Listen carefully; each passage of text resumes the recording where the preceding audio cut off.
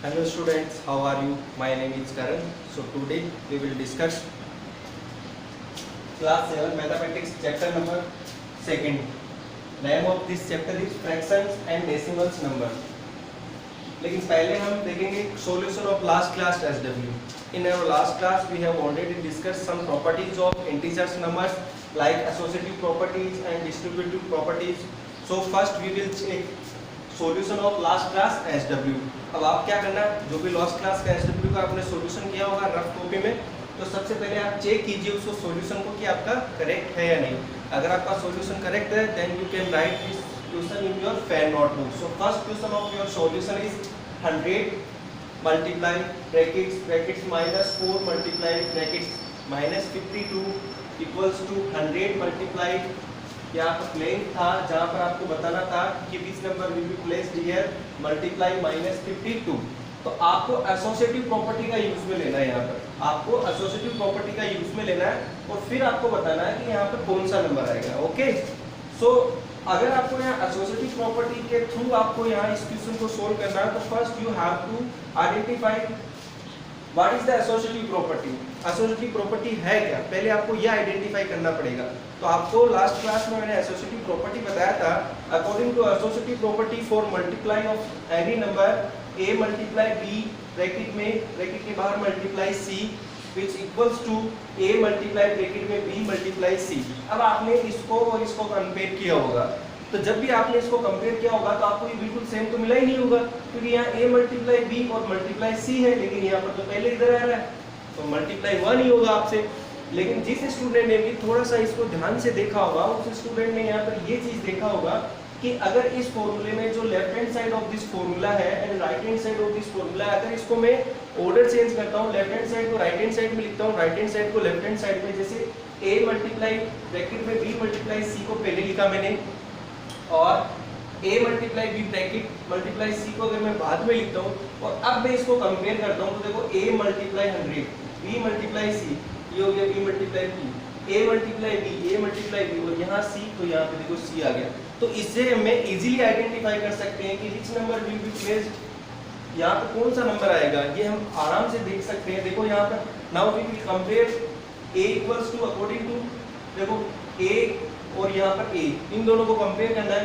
सो ये a equals to 100, क्योंकि यहाँ फॉर्मूले में a है और यहाँ पर भी a है, तो a इक्वल्स टू 100. अब यहाँ b multiply c, now here -4 multiply -52 and b multiply c, that means the value of b will be -4 according to identity of associative property. b equals to होगा -4 and c will be -52. देखो c equals to होगा -52. क्यों? हाँ, क्योंकि यहाँ पे इसको और मैंने इसको कंपेयर किया, जो मैंने इसको बॉक्स में बंद किया है, इन दोनों को मैं आपस में कंपेयर कर रहा हूँ क्वेश्चन से.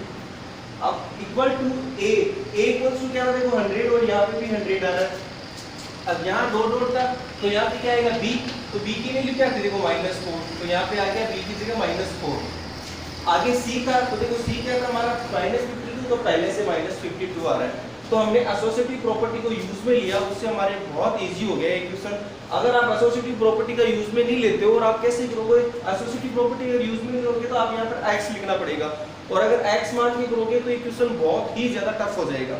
ठीक है, और अगर आपको ये प्रॉपर्टी लर्न है, associative property for multiplication of any integer number, then you can easily solve this type of problem. तो आपको ये प्रॉपर्टी लर्न होनी चाहिए. Okay, now second question of your SW is 9 multiply bracket में 52 -2. अब ये question क्या था, ये अगर क्वेश्चन आप without using the associative, without using the distributive property अगर आप करते हो तब बहुत इजी था, लेकिन आगे लिखा हुआ डिस्ट्रीब्यूटिव प्रॉपर्टी. आपको डिस्ट्रीब्यूटिव प्रॉपर्टी का यूज करके ही करना है इसको. अगर किसी ने इसको डायरेक्ट किया हो तो वो रॉन्ग होगा, क्योंकि सामने लिखा हुआ है डिस्ट्रीब्यूटिव प्रॉपर्टी. तो फर्स्ट ऑफ ऑल आपको पता होना चाहिए कि what is the distributive property. Last class में हमने पढ़ा था distributive property means a multiply b plus c equals to a multiply b a multiply c. That means we will multiply a जो ब्रैकेट के अंदर है उनसे देखना, a first will be multiply a is b plus, now second is a will be multiply by c. मतलब bracket के जो बाहर होता है वो ब्रैकेट के अंदर दोनों से मल्टीप्लाई होता है, और ये जो प्लस का साइन है वो ऐसे आता है. नाउ अब हमने इसको कंपेयर किया तो a ठीक है, b, लेकिन यहाँ प्लस की जगह माइनस आ रहा है, तो बच्चे कंफ्यूज हो गए होंगे कि आपने सब जो डिस्ट्रीब्यूटिव प्रॉपर्टी बताई थी वो तो प्लस की बताई थी, लेकिन यहाँ पे तो माइनस आ रहा है। So how we can solve this type of problem? तो देखो कुछ नहीं करना है, इस आइडेंटिटी को मैं ऐसे लिख रहा हूँ, यहाँ पे प्लस की जगह मैंने माइनस लिख लिया। अब मैं मल्टीप्लाई करूंगा तो मेरे को पता a इज मल्टीप्लाई b, यहाँ पे प्लस था तो प्लस की जगह यहाँ माइनस आ जाएगा, again a will be multiplied by c, same ही तो है, ओनली प्लस माइनस का ही तो फर्क था। तो यहाँ a equals to 9, b equals to 52 and c equals to 2। देखो इन दोनों को कंपेयर करो, इसको और इसको, a है 9, b है 52, c है 2, तो ये क्या होता है a multiply b, a multiply c। Now a multiply b, a multiply c, इनकी वैल्यू जो थी वो यहाँ पुट कर दी। Now 9 is multiplied by 52, then we get 468 and 9 multiplied by 2, then we get 18. Now 468 minus 18, then we get 450 is your right answer. तो I think आपने ये कर लिया होगा, और जिसने भी नहीं किया होगा वो इसको ध्यान से करें। Then you can write this question in your fair notebook. So in next, so यहाँ पे हमारा चैप्टर नंबर फर्स्ट है वो कंप्लीट हो जाता है, ठीक है। चैप्टर नंबर फर्स्ट था इंटीजर नंबर, जिसके बारे में हमने आपको कंप्लीट बता दिया है और आपने वर्क भी कर लिया होगा जो दिया था मैंने, तो यहाँ पर आपका चैप्टर हो जाता है कंप्लीट। अब हम नेक्स्ट चैप्टर स्टार्ट करेंगे। नेक्स्ट चैप्टर है chapter number second and name of this chapter is fractions and decimals number. तो फर्स्ट ऑफ ऑल आपको पता होना चाहिए कि फ्रैक्शंस क्या होते हैं, डेसिमल्स नंबर्स क्या होते हैं। तो सबसे पहले हम इस चैप्टर के बारे में थोड़ा सा इसके बारे में इंट्रोड्यूस करते हैं, फ्रैक्शंस वगैरह इनकी डेफिनेशन और इसके बारे में आइडेंटिफाई करते हैं कि फ्रैक्शंस होता क्या है, ठीक है। तो सबसे पहले फ्रैक्शंस, तो इसमें आप ध्यान से देखना फ्रैक्शंस के अंदर कि what is the definition of fractions. Definition क्या होगी फ्रैक्शंस की? तो देखो फ्रैक्शन मतलब होता है the numbers of the form of a upon b where a and b are natural numbers are known as fractions। अगर कोई से भी नेचुरल नंबर होते हैं, नेचुरल नंबर क्या होते हैं, होल नंबर क्या होते हैं, नेचुरल नंबर क्या होते हैं। सबसे पहले मैं आपको नेचुरल नंबर ही बताया था। अगर कोई से भी नंबर है जो 1 से स्टार्ट होते हैं और इंफिनिटी तक जा सकते हैं, मतलब पॉजिटिव नंबर होने चाहिए, 1 2 3 4 5 6 7 dot dot dot dot last में इंफिनिटी तक, वो सभी नंबर्स क्या होते हैं, नेचुरल नंबर्स होते हैं। होल नंबर क्या होते हैं, अगर नेचुरल नंबर्स में 0 भी ऐड कर देते हैं देन वी कैन 0 1 2 3 4, ये सीरीज क्या हो जाएगी, होल नंबर हो जाएगी। और इंटीजर नंबर, अगर होल नंबर के साथ में नेगेटिव नंबर भी ले लेते हैं, नंबर लाइन वाले सब के सब नेगेटिव और पॉजिटिव, तो सब के सब नंबर क्या हो जाएंगे, इंटीजर नंबर हो जाएंगे। तो नेचुरल नंबर जो 1 2 3 4 से इंफिनिटी तक होते हैं वो सब के सब नंबर क्या होते हैं, नेचुरल नंबर होते हैं। तो the numbers of the form of a upon b where a and b are natural numbers are known as fractions। मतलब अगर आप कोई से भी नेचुरल नंबर को a upon b की फॉर्म में लिखते हो तो वो सब के सब आपको फ्रैक्शन होते हैं। जैसे मैंने यहाँ पे लिखा 6 upon 7, 6 भी नेचुरल नंबर है, 7 भी नेचुरल नंबर है, that means we can say that 6 upon 7 will be a fraction. जैसे मैंने लिखा 10 upon 9, 10 and 9 दोनों के दोनों फ्रैक्शंस, दोनों के दोनों नंबर नेचुरल नंबर है, so we can say that 10 upon 9 will be a fraction. So fractions यही होता है जिसको हम a upon b की फॉर्म में लिखते हैं, और वहां पर जहां पर क्या होता है we call a as a numerator and d as a denominator. अब आपको पता रखना है कि जो फ्रैक्शंस में ऊपर लिखते हैं उसको क्या बोलते हैं, न्यूमरेटर, और जो फ्रैक्शंस में नीचे लिखते हैं उसको क्या बोलते हैं, डिनोमिनेटर। जैसे कि फॉर एग्जांपल 10 upon 13, तो यहाँ पे मैंने लिखा 10 upon 30 इज ए फ्रैक्शंस, क्योंकि a upon b की फॉर्म है और a और b दोनों नेचुरल नंबर है, then we can say that 10 upon 13 will be a fractions. अब 10 upon 13 में which number will be numerator and which number will be denominator, तो हमें ये पता करना। तो जो 10 upon 13 में ऊपर लिखा हुआ होगा वो होगा आपका numerator, 10 is a numerator and 13 will be denominator. तो जो नंबर ऊपर लिखते हैं उसको बोलते हैं न्यूमरेटर, और जो नंबर नीचे लिखा हुआ होता है उसको बोलते हैं डिनोमिनेटर। तो ये होती है आपकी फ्रैक्शंस की डेफिनेशन। फ्रैक्शंस क्या होते हैं, अब आपको पता है बहुत सारे टाइप्स के फ्रैक्शंस होते हैं, अलग अलग टाइप के फ्रैक्शंस होते हैं। तो हम अब वापस से स्टडीज करेंगे कि किस किस टाइप के फ्रैक्शंस होते हैं। तो फर्स्ट फ्रैक्शन जो हम ले रहे हैं वो है डेसिमल फ्रैक्शन। अब आपको ये तो पता चल गया कि जहां पर फ्रैक्शंस नाम लिखा हुआ आएगा, फ्रैक्शन जुड़ा हुआ आएगा, इसका मतलब फ्रैक्शन का मतलब है a upon b, a और b नेचुरल नंबर होंगे, ध्यान से समझना। फ्रैक्शन नाम जुड़ा हुआ, फ्रैक्शन का मतलब है कि जो भी नंबर है वो a और b की फॉर्म में आएंगे जहां a और b नेचुरल नंबर होंगे। अब वो a और b तो फॉर्म में आके नेचुरल नंबर तो है, लेकिन अब इनके अलग अलग टाइप है। जैसे कि फर्स्ट है डेसिमल फ्रैक्शन। अब डेसिमल में देखो a और b, a और b, a और b, numerator denominator, numerator denominator, ये तो सब में आ रहे हैं न्यूमरेटर एंड डिनोमिनेटर। में आ रहे हैं। लेकिन डेसिमल फ्रैक्शंस क्या होंगे, ऐसी फ्रैक्शंस जिसके अंदर डिनोमिनेटर में ऐसे नंबर आए जो कि 10 या फिर 10 के मल्टीपल में हो, जैसे 5/10, 6/100, 7/1000। तो देखो डिनोमिनेटर में देखो 10 के मल्टीपल के नंबर है, तो जब भी 10 के मल्टीपल में डिनोमिनेटर में कोई से भी नंबर आते हैं तो उनको क्या बोलते हैं, डेसिमल फ्रैक्शंस। तो डेसिमल फ्रैक्शंस ऐसे फ्रैक्शंस जिनके डिनोमिनेटर में 10 के मल्टीपल वाले नंबर आते हैं, वो सब के सब क्या होते हैं, decimal fractions. Now next, so this is the decimal fraction, 5/10, 6/100 and 7/1000. now second is proper fractions. तो अब आपको देखना है कि प्रॉपर फ्रैक्शंस क्या होते हैं, जैसे 1/3, 2/7, 6/10, 7/70, सॉरी 3/70। तो ध्यान से देखना। now here is 1 is numerator and 3 is denominator, 2, 6 and 3, 1, 2, 6, 3 all are numerator, 3, 7, 10 and 70 all are denominator. that means अगर न्यूमरेटर डिनोमिनेटर से ग्रेटर देन होगा, देखो 1 इज ग्रेटर देन 3, न्यूमरेटर है, सॉरी अगर डिनोमिनेटर न्यूमरेटर से ग्रेटर देन होगा, या फिर हम ऐसे बोल सकते हैं न्यूमरेटर डिनोमिनेटर से लेस देन होगा। अगर न्यूमरेटर ऊपर जो नंबर लिखा हुआ है वो नीचे वाले नंबर से छोटा होगा, न्यूमरेटर है वो डिनोमिनेटर से छोटा होगा, न्यूमरेटर डिनोमिनेटर से छोटा है, न्यूमरेटर डिनोमिनेटर से छोटा है, न्यूमरेटर डिनोमिनेटर से छोटा है। अगर कोई भी फ्रैक्शन होती है, फ्रैक्शन मींस वापस a अपॉन b वाली फ्रैक्शन फॉर्म होती है, अगर कोई भी फ्रैक्शन होती है जिसमें न्यूमरेटर डिनोमिनेटर से छोटा होता है, दैट मींस वो जो फ्रैक्शन होगी वो क्या होगी, प्रॉपर फ्रैक्शन। मतलब ऊपर वाला नंबर अगर किसी में भी छोटा आएगा वो फ्रैक्शंस होगी proper fractions. Now second is improper fraction. Now improper fraction होगी वो प्रॉपर फ्रैक्शन की जस्ट अपोजिट होगी। तो प्रॉपर में क्या था, प्रॉपर में था न्यूमरेटर डिनोमिनेटर से छोटा होना चाहिए, तो इम्प्रॉपर के अंदर न्यूमरेटर डिनोमिनेटर से बड़ा होना चाहिए। देखो इम्प्रॉपर फ्रैक्शंस में 9/4, now here is 9 is numerator and 4 is denominator. now the value of numerator is greater than denominator, that means 9/4 will be improper fractions.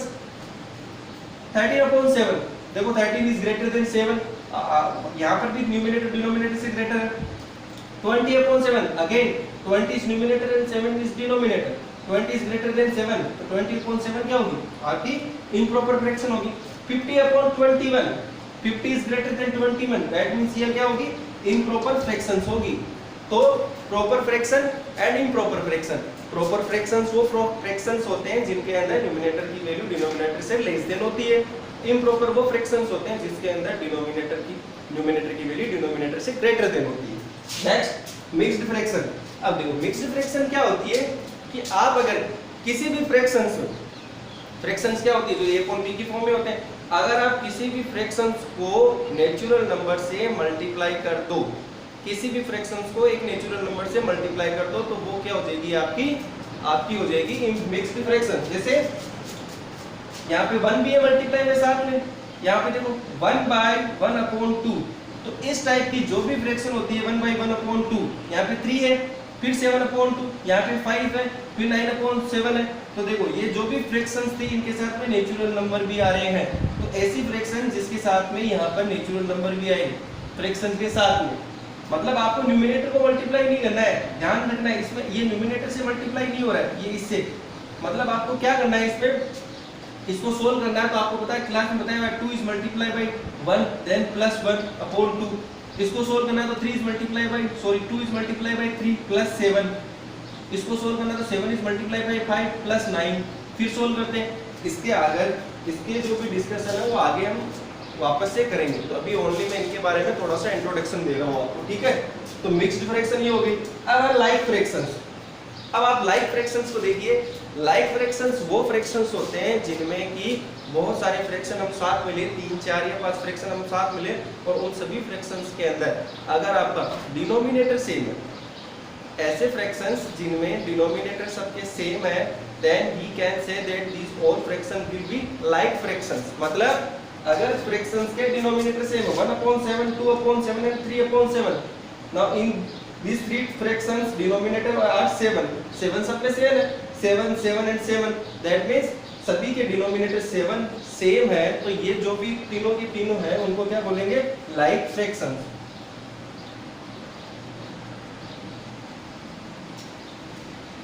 अब लास्ट में आती है इक्विवेलेंट फ्रैक्शंस। अब स्टूडेंट इसको आपको ध्यान से समझना है इक्विवेलेंट फ्रैक्शंस को, नहीं तो समझ में नहीं आएगी। इक्विवेलेंट फ्रैक्शंस का मतलब होता है, मैंने इसका यहाँ पे डेफिनेशन भी लिखी है, 2 or more fractions which represents same parts of whole numbers are called equivalent fractions। अगर आपके पास में 2 or more फ्रैक्शन है, मतलब 2 या 2 से ज्यादा फ्रैक्शंस है, which represent, जो कि रिप्रेजेंट करती है same part of whole number, मतलब same part of whole number कि जिसमें भी सभी के होल नंबर आपस में इक्वल हो सकते हैं या फिर इक्वल हैं, उनको क्या बोलते हैं हम? Equivalent fraction. जैसे 3/4, 6/8, 9/12, 12/16। ठीक है, अब आप बोलोगे कि इक्विवेलेंट फ्रैक्शंस कैसे? ये इक्विवेलेंट फ्रैक्शंस नहीं, इनको इक्विवेलेंट फ्रैक्शंस बनाना पड़ता है। जैसे 3/4 है, इसको मल्टीप्लाई करेंगे आगे और इनके सब के न्यूमरेटर आपस में इक्वल हो जाएंगे, डिनोमिनेटर आपस में इक्वल हो जाएगी, इक्वल कर सकते हैं। तो इस टाइप के जो फ्रैक्शंस होते हैं उनको बोलते हैं इक्विवेलेंट फ्रैक्शन। अब देखो इक्विवेलेंट फ्रैक्शंस के बारे में इस चैप्टर में आगे बहुत कुछ है, बहुत सारे क्वेश्चन है। वापस से हम इक्विवेलेंट फ्रैक्शन का एक वापस से इस टॉपिक को लेंगे और वापस से इसको एक्सप्लेन करेंगे और वापस से आपको समझा देंगे। तो आपको समझ में आया? तो ये आपको आज की क्लास के लिए बस इतना ही। पहले आप क्लास का लास्ट क्लास SW सोल्व करना, फिर आपको इन सभी की डेफिनेशन लिखनी है, ठीक है। और फिर आपका आज का होमवर्क यही है कि जो भी मैंने डेफिनेशन लिखी है, ये जितना भी लिखा है मैंने, इसको डेफिनेशन को लर्न करना है। और इसमें जैसे प्रॉपर फ्रैक्शंस है, इम्प्रॉपर फ्रैक्शंस है, मिक्स्ड फ्रैक्शन है, लाइक फ्रैक्शंस है, इक्विवेलेंट फ्रैक्शंस है, इनमें मैं आपको एक क्वेश्चन दे रहा हूँ। आपको उस क्वेश्चन में से मैं बहुत सारी, मतलब मैं उसमें 1 2 3 4 एंड 5 मैं 5 फ्रैक्शंस लिख रहा हूँ। आपको ओनली आइडेंटिफाई करनी है ये 5 फ्रैक्शंस जो मैं लिख रहा हूँ उनमें से कौन सी वाली डेसिमल फ्रैक्शंस है, कौन सी प्रॉपर फ्रैक्शंस है, कौन सी इम्प्रॉपर फ्रैक्शंस है, कौन सी मिक्स्ड है और कौन सी लाइक फ्रैक्शन है। उनको आपको आइडेंटिफाई करके और जो भी फ्रैक्शंस है उसके सामने उस फ्रैक्शंस का नाम लिखना है। तो आप देखिए अब ध्यान से जो मैं क्वेश्चन दे रहा हूँ उसको, अब इसको ध्यान से देखिए। आज की क्लास का आपका SW 2/7, 10/7, 9/7 आपको बताना है कि इनमें से किस टाइप की फ्रैक्शंस है। जो भी फ्रैक्शंस होगी उसका आप आगे नाम लिखना पड़ेगा। तो ध्यान से देखना, जैसे second, third, fourth and fifth ये जितने भी दिए हैं आपको पहले इनको देखना है वापस से और फिर इनके हिसाब से इनको आइडेंटिफाई करना है कि ये जो भी लिखा हुआ वो किस टाइप की फ्रैक्शंस है, ठीक है। तो आज की क्लास के लिए इतना ही, फिर नेक्स्ट क्लास में आगे करेंगे, हम कंटिन्यू करेंगे। तो आज की क्लास के लिए इतना ही। और स्टूडेंट वीडियो अच्छा लगा तो लाइक कीजिए, और जिसने भी अभी तक यूट्यूब पे मेरा चैनल सब्सक्राइब नहीं किया वो जाए यूट्यूब पे और चैनल सब्सक्राइब करें। Thank you.